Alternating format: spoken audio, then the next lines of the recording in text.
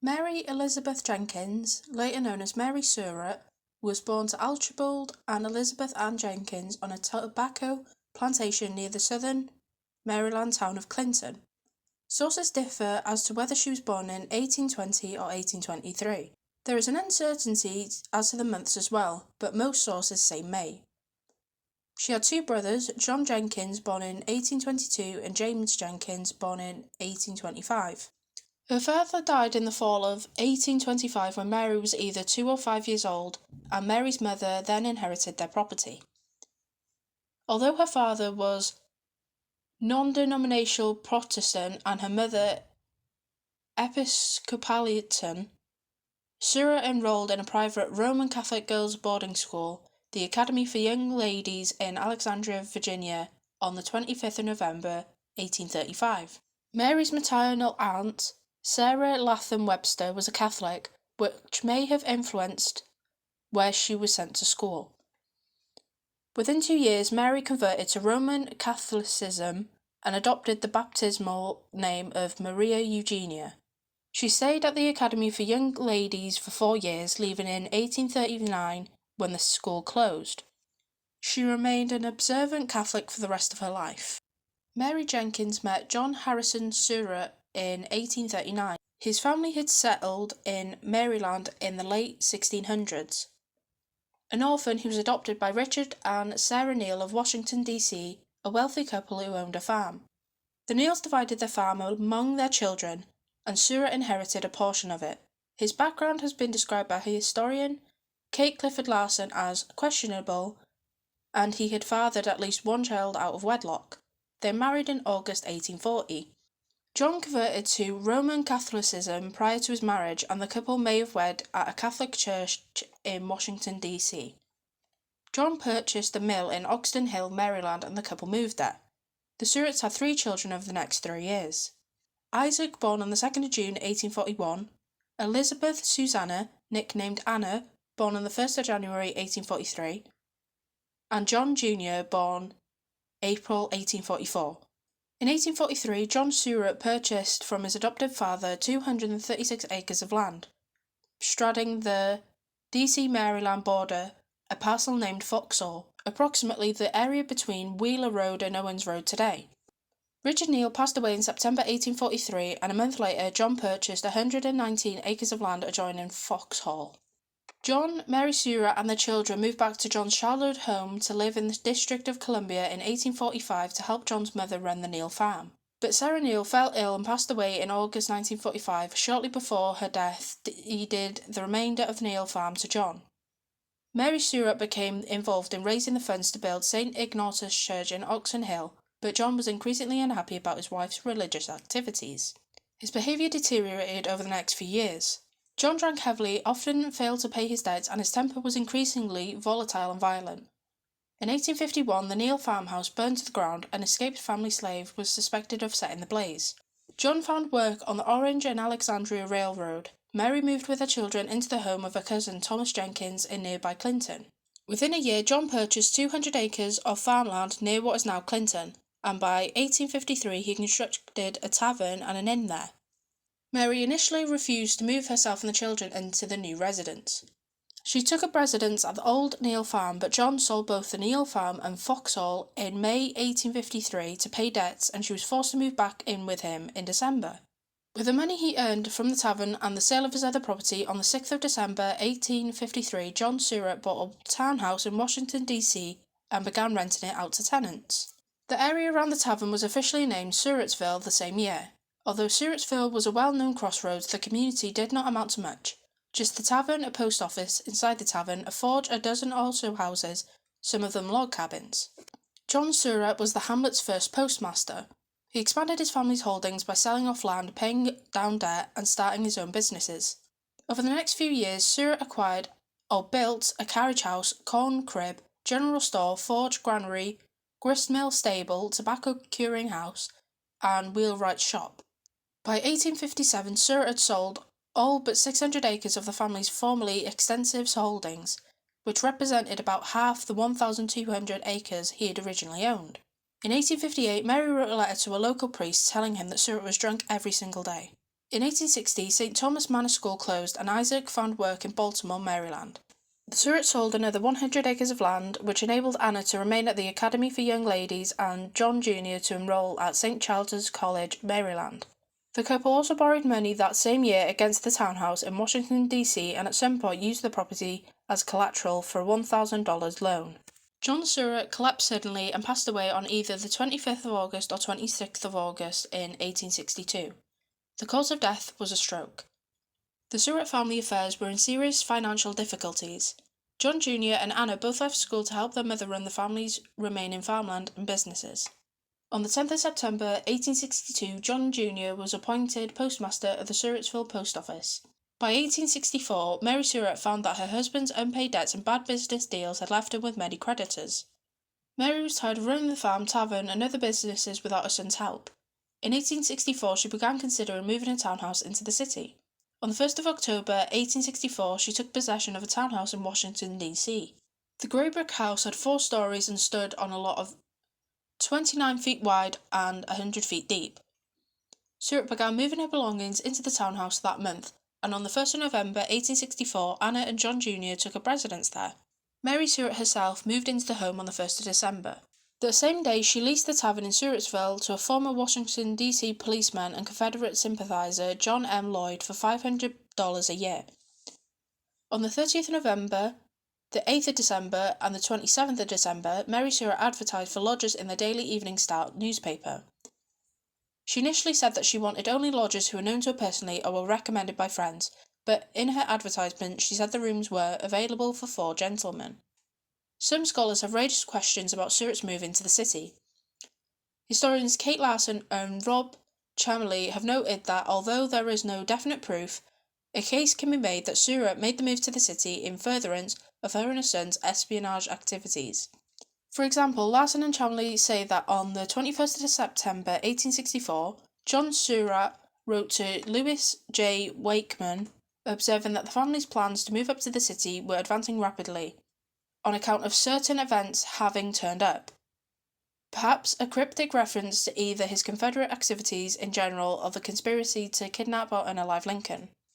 Larson was observed that although the move made long-term economic sense for Surratt, it also in the short term would have meant moving expenses and furnishing up to 10 rooms in the townhouse, many she did not have. Chamberlain, too, found little economic reason to move into the city and concluded that it could only have been profitable to rent the H Street boarding house entirely to lodgers. During her time in the city, Surratt tried to keep her daughter away from what she felt were negative influences. Moreover, Surratt still owed money on both the tavern and the townhouse and would take out yet another mortgage against the townhouse in January 1865. John Jr. transferred all his title to the family property and his mother in January 1865. That act may have additional implications. A traitor's property could be seized, and John's spy knowledge was certainly his motivation for relinquishing his title to the houses and land. Mary may have not known of his motivation as well, or at least suspected. If she did, she would have possessed at least de facto knowledge of the conspiracy. Louis J. Wakeman moved into the Surratt's boarding house on the 1st of November 1864. On the 23rd of December 1864, Dr. Samuel Mudd introduced John Surratt Jr. to John Wilkes Booth. Booth recruited John Jr. into his conspiracy to kidnap Lincoln. Confederate agents began frequenting the boarding house. Booth visited the boarding house many times over the next few months, sometimes at Mary's request. George Azodeau and Lewis Powell boarded the townhouse for short periods. Azodeau, a friend of both John Jr. and Booth, and a co-conspirator in the plot to kidnap Lincoln, visited the boarding house several times in the first 2 months of 1865. He stayed at the Surratt boarding house in February 1865, but he proved to be a heavy drinker and Surratt evicted him after just a few days. However, he continued to visit the townhouse frequently afterward. Powell posted as a Baptist preacher and stayed at the boarding house for 3 days in March 1865. David Herold also called at the home several times. As part of the plot to kidnap Lincoln, in March 1865, John Azodeau and Herold hid 2 Spencer carbines, ammunition and some other supplies at the Surratt Tavern in Surrattsville. On the 11th of April, Mary Surratt rented a carriage and drove to the Surratt Tavern. She said that she made the trip to collect a debt owed to her by a former neighbour. However, according to her tenant, John Lloyd, Surratt told him to get the shooting irons ready to be picked up. On the 14th of April, Surratt said that she would once again visit the family tavern in Surrattsville to collect a debt. Shortly after she left the city, Booth visited the boarding house and spoke privately with her. He gave her a package later found to contain binoculars for Lloyd to pick up later that evening. Surratt did so, according to Lloyd, again, and told Lloyd to have the shooting irons ready for pickup and handed him a wrapped package from Booth. Booth's plan was to assassinate Lincoln and have Azodote kill Vice President Andrew Johnson and Powell kill Secretary of State William H. Seward. Booth killed Lincoln, Azodote never attempted to kill Johnson, and Powell stabbed Seward repeatedly but failed to murder him. As they fled the city after Lincoln's assassination, Booth and Herold picked up the rifles and binoculars from Surratt's tavern. Lloyd repaired a broken spring on Surratt's wagon before they left. At around 2 a.m. on the 15th of April 1865, members of the District of Columbia Police visited the Surratt boarding house seeking John Wilkes Booth and John Surratt. Why the police came to the house is not entirely clear. Most historians conclude that Weichmann's friend, Department of War employee Daniel Gleason, had alerted federal authorities to Confederate activity centered on the Surratt house, but that does not explain why police rather than federal agents appeared there. Historian Roy Chamley, however, says that there is evidence that Gleason did not tell police about his suspicions of Weichmann for several days. Within 45 minutes of the attack on Lincoln, John Surratt's name had become associated with the attack on Secretary of State William H. Seward. The police as well as the Provost Marshal Office both had files on John Surratt Jr. and knew that he was a close friend of Booth. It is possible that either James L. Maddox, property supervisor at Ford's Theatre, and a friend of Booth's, or actor John Matthews, both of whom may have known about the plot to attack government officials, mentioned Surratt's name. Other sources claim that eyewitnesses had identified Booth as Lincoln's attacker and detectives had information, a tip from an unnamed actor and bartender, linking John Jr. to Booth. Mary lied to the detectives that her son had been in Canada for 2 weeks. She also did not reveal that she had delivered a package to the tavern on Booth's behalf only hours earlier. On the 17th of April, a Surratt neighbour told US military authorities that he overheard one of Surratt's servants saying that 3 men had come to the house on the night of Lincoln's assassination, and that one of the men had mentioned Booth in a theatre. The servant was mistaken about the date, and John Surratt Jr. had indeed been in Elmira, New York, on a mission for the Confederate general. Other pieces of information also mentioned the boarding house as a key meeting place for the possible conspirators. Either Colonel Henry H. Wells, Provost Marshal, head of the military police, or the District of Columbia, or General Christopher C. Anger told Colonel Henry Steele Olcott to arrest everyone in the house. Federal soldiers visited the Surratt boarding house again late on the evening of the 17th of April. John Jr. could not be found, but after a search of the house, the agents found in Mary's room a picture of Booth, hidden behind another photograph, pictures of Confederate leaders including Jefferson Davis, a pistol, a mount for making bullets, and percussion caps. As Mary being arrested for conspiracy to assassinate Lincoln, Powell appeared at her door in disguise. Although Surratt denied knowing him, Powell claimed that he was a labourer hired by Surratt to dig a ditch the next morning. The discrepancy about Powell's remarkably well-dressed and well-groomed appearance, quite unlike a ditch digger, prompted his arrest. He was later identified as the man who had attempted to assassinate Secretary of State William Seward.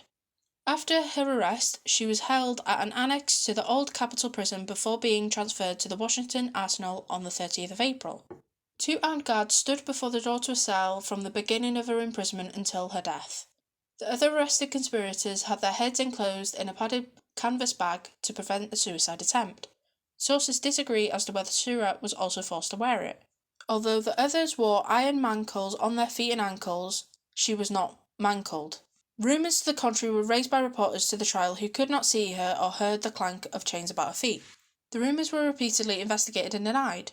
She began to suffer menstrual bleeding and became weak during her detention. She was given a rocking chair and allowed visits from her daughter Anna. She and Powell received the most attention from the press.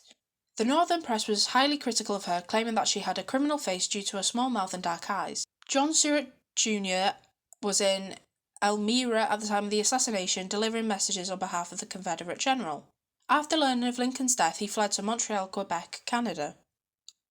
The trial of the alleged conspirators began on the 9th of May. The military tribunal, rather than a civilian court, was chosen as the venue because government officials thought that its more lenient rules of evidence would enable the court to get to the bottom of what was then perceived by the public as a vast conspiracy. All 8 alleged conspirators were tried simultaneously.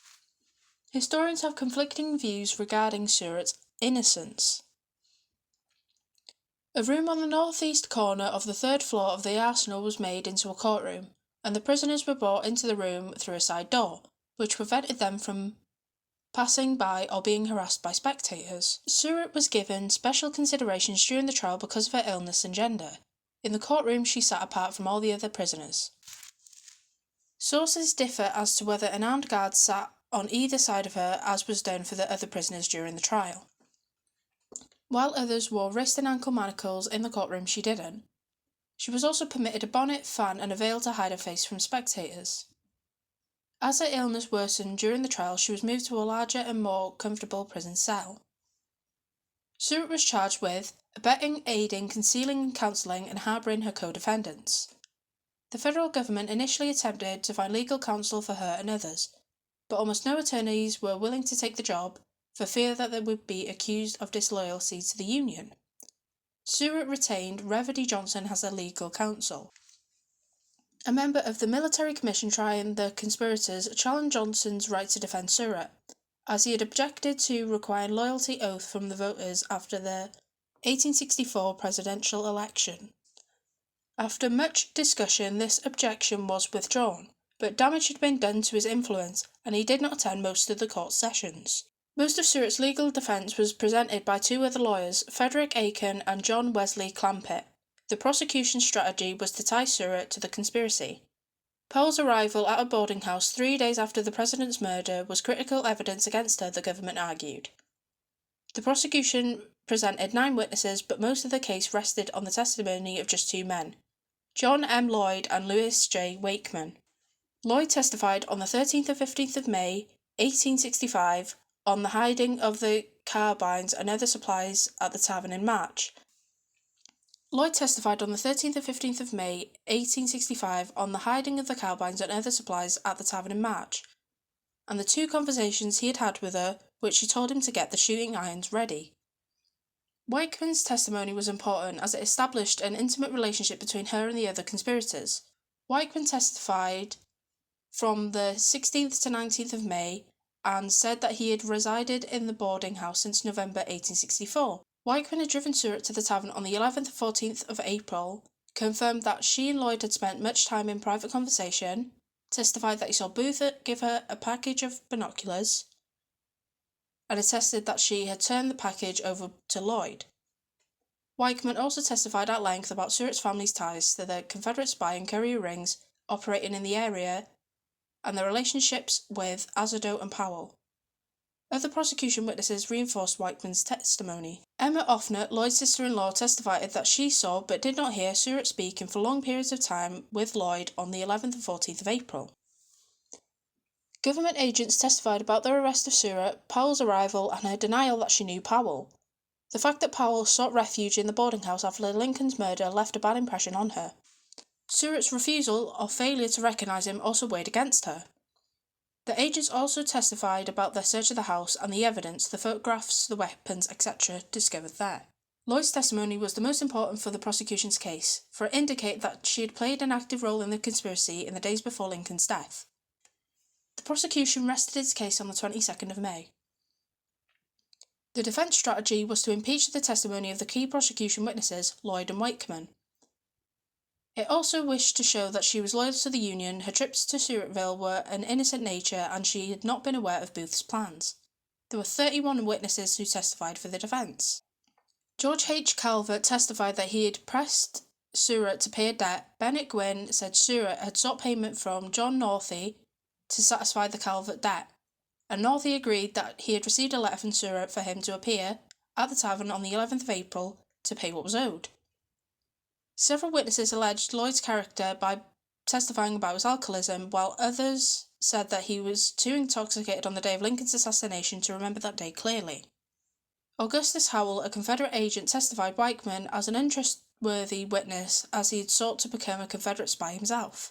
The prosecution had attempted to show that Howell was a Confederate spy and should not be trusted. Anna Surratt testified that it was Wakeman who had brought Azoto to the boarding house, that the photograph of Booth was hers, and that she owned photographs of the Union political party and military leaders.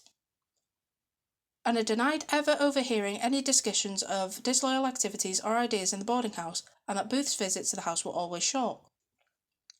Anna explained her mother's failure to recognise Powell by asserting that she could not see well. Augusta Howell, a former servant, and Honora Fitzpatrick, a former slave, testified to Mary's poor eyesight as well. The former servant and former slave both said that Surratt had given the Union soldiers food. Numerous witnesses were called at the end of the defence's case to testify her loyalty to the Union, her deep Christian faith, and her kindness. During the prosecution's rebuttal, government lawyers called 4 witnesses to the stand who testified as to Wakeman's unpredictable character. Johnson and Aiken presented the closing arguments for the defence. Johnson attacked the jurisdiction of a military tribunal over civilians, as had Mudd's attorney. Aiken also challenged the court's jurisdiction. He also reiterated that Lloyd and Wakeman were unreliable witnesses and that the evidence against her was all circumstantial. The only evidence linking Surratt to the conspiracy to kill Lincoln, he said, came from Lloyd and Wakeman, and neither man was telling the truth.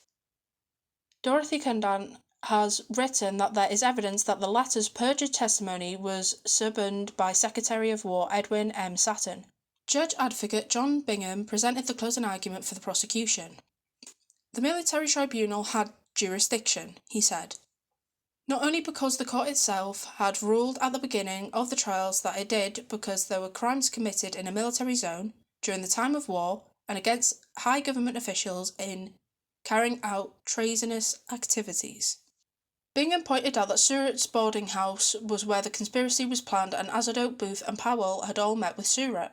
Booth had paid for the rental of the carriage that took Surratt to Surrattsville each time, and Bingham said that there was evidence that Surratt's trips were critical to the conspiracy.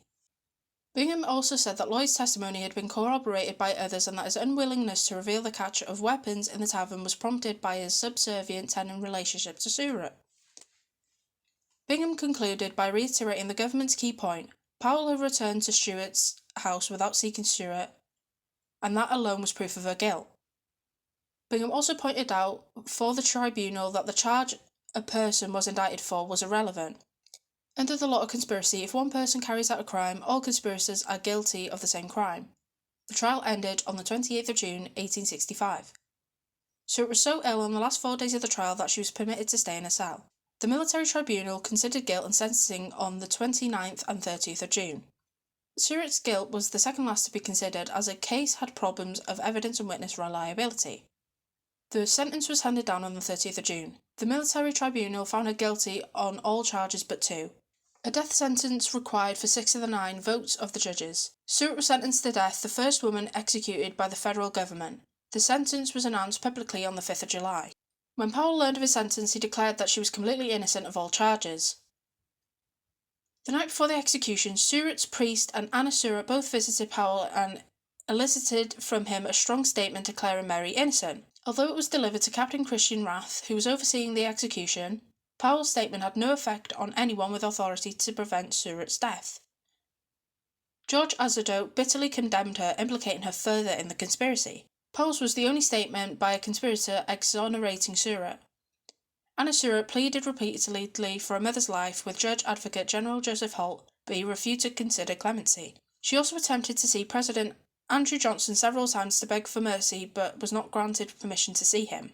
5 of the 9 judges signed a letter asking President Johnson to give Surratt clemency and commute her sentence to life in prison because of her age and gender. Holt did not deliver the recommendation to Johnson until the 5th of July, 2 days before Surratt and the others were to hang. Johnson signed the order for execution but did not sign the order for clemency. Johnson later said that he never saw the clemency request. Holt said that he showed it to Johnson, who refused to sign it. Johnson, according to Holt, said in signing the death warrant that she had kept the nest that hatched the egg. Construction of the gallows for the hanging of the conspirators condemned to death began immediately on the 5th of July after the execution order was signed. It was constructed in the south part of the Arsenal courtyard, was 12 feet high and about 20 square feet in size. Rath, who oversaw the preparations for the executions, made the nooses. Tired of making nooses and thinking that the government would never hang a woman, he made Surratt's noose the night before the execution with 5 loops rather than the regulation's 7. He tested the nooses that night by tying them to a tree limb and a bag of buckshot and then tossing the bag to the ground. The ropes held. Civilian workers did not want to dig the graves out of superstitious fear, so Rath asked for volunteers among the soldiers at the arsenal and received more help than needed. At noon on the 6th of July, Surratt was informed that she would be hanged the next day. She wept profusely. She was joined by 2 Catholic priests, John Walter and B.F. Widgett, and her daughter Anna. Father Jacob remained with her almost until her death. Her mental problems had worsened, and she was in such pain and suffered from such severe cramps that the prison doctor gave her wine and medication. She repeatedly asserted her innocence. She spent the night on a mattress weeping and moaning in pain and grief, ministered by the priests. Anna left her mother's side at 8 a.m. on the 7th of July and went to the White House to beg for her mother's life one more time. Her entreaty rejected, she returned to the prison and her mother's cell at about 11 a.m. The soldiers began testing the gallows at about 11:25 a.m. The sounds of the test unnerved all the prisoners. Shortly before noon, Mary Surratt was taken from her cell and allowed to sit in a chair near the entrance to the courtyard. The heat in the city that day was oppressive. By noon it had already reached 35 degrees Celsius. The guards offered all the visitors to leave at 12:30 p.m. When she was forced to part from her mother, Anna's hysterical screams of grief could be heard throughout the prison. Clamper and Aiken had not finished trying to serve their client, however. On the morning of the 7th of July, they asked the District of Columbia Court for a writ of habeas corpus, arguing the military tribunal had no jurisdiction over their client. The court issued a writ at 3 a.m. and it was served to General Winfield Scott Hancock. Hancock was ordered to produce Surratt by 10 a.m. General Hancock sent an aide to General John F.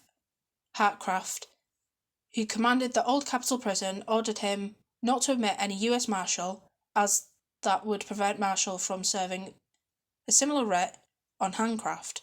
Johnson was informed that the court had issued the writ and promptly cancelled it at 11:30 a.m. under the authority granted to him by the Habeas Corpus Suspension Act of 1863. General Hancock and the United States Attorney General James Speed personally appeared in the court and informed the judge of the cancellation of the writ. On the 7th of July, 1865, at 1:15 p.m, a procession led by General Hartcraft escorted the 4 condemned prisoners through the courtyard and made up steps to the gallows. Each prisoner's ankles and wrists were bound by manacles. Surratt led the way wearing a black bombazine dress, black bonnet and black veil. More than 1,000 people, including government officials, members of the U.S. Armed Forces, friends and family of the accused, official witnesses and reporters watched. General Hancock limited attendance for those who had a ticket, and only those who had a good reason to be present were given a ticket. Most of those present were military officials and soldiers, as fewer than 200 tickets had been printed. Alexander Gardner, who had photographed the body of Booth and taken portraits of several of the male conspirators while they were imprisoned aboard naval ships, photographed the execution for the government. Hartcraft read the order of the execution.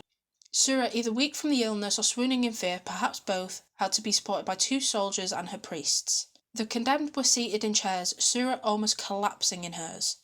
She was seated to the right of the others, the traditional seat of honour in an execution. White cloth was used to bind their arms to their sides and their ankles and thighs together. The cloths around Surratt's legs were tied around her dress and below the knees.